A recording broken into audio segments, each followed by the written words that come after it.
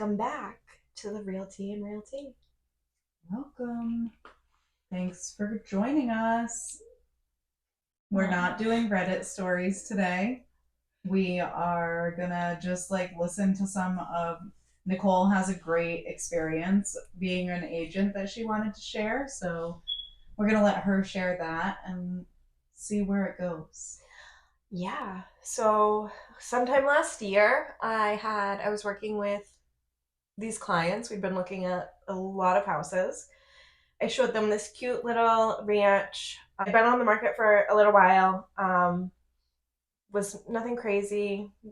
They were looking for a fixer-upper sort of situation, first-time buyers.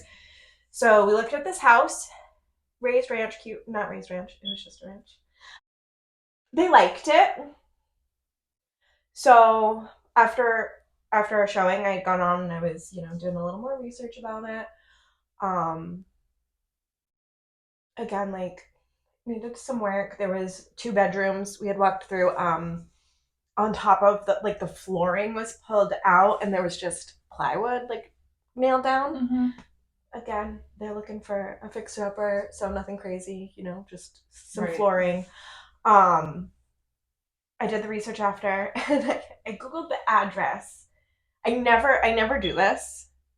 You were just curious. I googled the address. It had been on the market for a while. I googled the address. I'm at a birthday party with my son, and I'm just scrolling. It's a bunch of Zillow, Realtor.com, all of the different websites with the listing.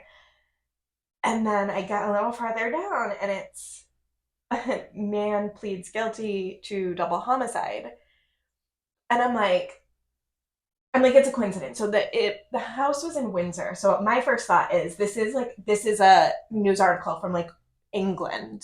That happens. Right. Yeah, a lot of our towns are names of towns in England. So I'm it's not the same house. It's not Windsor, Connecticut. No way, right? And I'm reading it and there's a picture of the house. And I'm like, oh my God. This is the house. So this 17-year-old kid, it was an attempted triple homicide, but what ended up only being a double homicide. Not to that's awful. Yeah. But luckily one of the victims did survive. He was 17 years old, and it was a whole planned and plotted thing. The 17-year-old is the one that committed it? Yes. My and so he had stabbed them all in their sleep. And that is why in the 2 bedrooms the flooring was ripped out and it was plywood nailed down because the blood, the blood was all sucked in. I cannot. And I'm at this birthday party and I'm like, oh my God, my buyers liked this house. They really liked it. I knew this was obviously going to affect their decision. So I go outside of the birthday party and I'm like, hey, really sorry to bother you right now. But I was looking into the house and unfortunately, it was the site of a double homicide. I wanted to let you know. And they were just full disclosure. They were just yeah, we are all set. Yeah, and vibe. It wasn't honestly, it wasn't even the creepiest house I showed ever. It was a little eerie. It wasn't bad though. It was kind of cute, outdated. I do if you follow me on social media, I do my wallpaper Wednesday. I took a wallpaper picture. I posted it. It was cute. I was like, oh my God, I love these built-in bookshelves. And it was a murder house. Didn't know the dread. And after that, we Googled every house that we looked at. And same couple, I showed them a really creepy house. I don't know if I told you about it. I definitely don't think I told you about it. It had been vacant for a really long time. The upstairs hallway, all over the walls, was these little 10-inch lines. And I only know that they were 10 inches because somewhere on the wall it was written 10,000 10-inch lines, and literally floor to ceiling all over was these 10-inch lines. I have pictures all over the walls. And then Oh my the bathroom God. door had this crazy like thing like written on it. It was all of these quotes, and some of them were really creepy. Some of them were kind of sweet, and it was like it said some like really crazy stuff all over the wall, like the door. It was just written. I had posted it in a realtor group, and a couple of people were like, "I showed that house." It was so creepy. Surprisingly, though, that one I googled that one. There was nothing. No, the guy just like lost his mind. Yeah, I don't know. It was like kind of like sad. Like it definitely was some sort of mental illness thing, but it was kind of creepy. And like there was no power in the house either. Oh, And that's it's always winter, fun. so like it's kind of like dark. Yeah. Creepy. Yeah, that's super creepy. Yeah. But the murder house it was really sad. Yeah, that's crazy. I mean, what could have possibly happened to you at 17? Yeah, I don't like so it was crime? it was his dad's wife or girlfriend and then the wife's mother were the victims.